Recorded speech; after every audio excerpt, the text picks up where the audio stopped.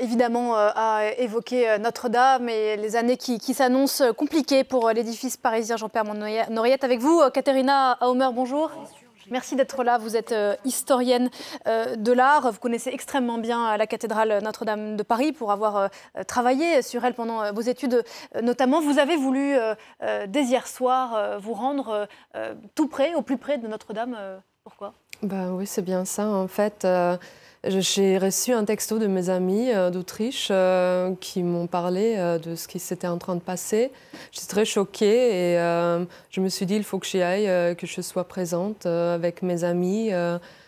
Oui, juste partager ce moment, prier. Quelle était l'atmosphère autour de vous ? L'atmosphère était très touchante, je trouve. J'étais très touchée par la gentillesse des gens. On a vraiment partagé ce moment. Les gens étaient en train de chanter. On était très touchés, oui. Mais il y avait même des gens qui ont amené de la nourriture pour partager. Oui, c'était très, très touchant. On va voir une image de cette cathédrale Notre-Dame avant l'incendie pour bien comprendre l'étendue des dégâts ce matin.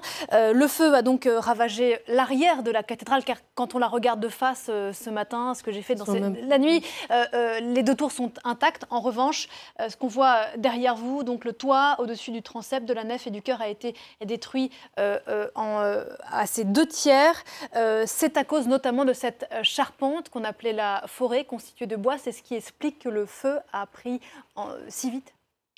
Oui, c'est exactement ça, ce que vous venez d'expliquer. Oui. Et en fait, en face, devant, ça ne se voit même pas. Hein.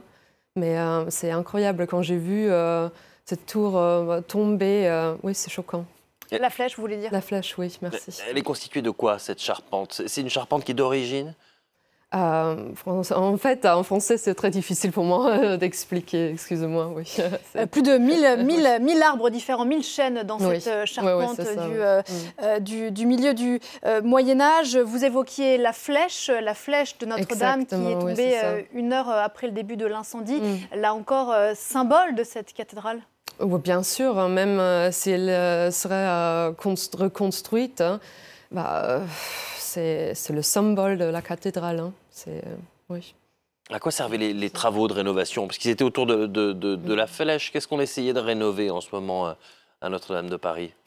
Franchement, je ne suis pas au courant de ça. Je ne peux pas vous dire. En tant qu'historienne et parisienne d'adoption, donc si on comprend bien... Quel poids, quelle importance pour vous a cette cathédrale ? Qu'est-ce qu'elle a écrit de l'histoire de l'art ? Autant que l'historienne de l'art, pour moi, c'est exceptionnel. Pour là, c'est une des premières églises de l'architecture gothique. Hein. C'est une importance incroyable pour l'architecture. Ce qui était fait, c'est incroyable. C'était l'idole pour beaucoup d'autres édifices religieux après. Pour des gens, pour des catholiques, c'est un endroit magique, évidemment. Et je pense, même si on n'est pas pratiquante, après, c'est un endroit vraiment important pour des différentes raisons. Alors, c'est aussi pour ça, je pense, qu'il y avait autant de monde hier, tellement de gens qui ont partagé ce moment. Dans quel contexte est-ce qu'elle a été construite ? Il y avait une concurrence entre les différentes cathédrales en France à cette époque. Hein. Oui, il y avait exactement. Reims notamment. Oui, Saint-Denis, exactement. Il y avait une vraie concurrence.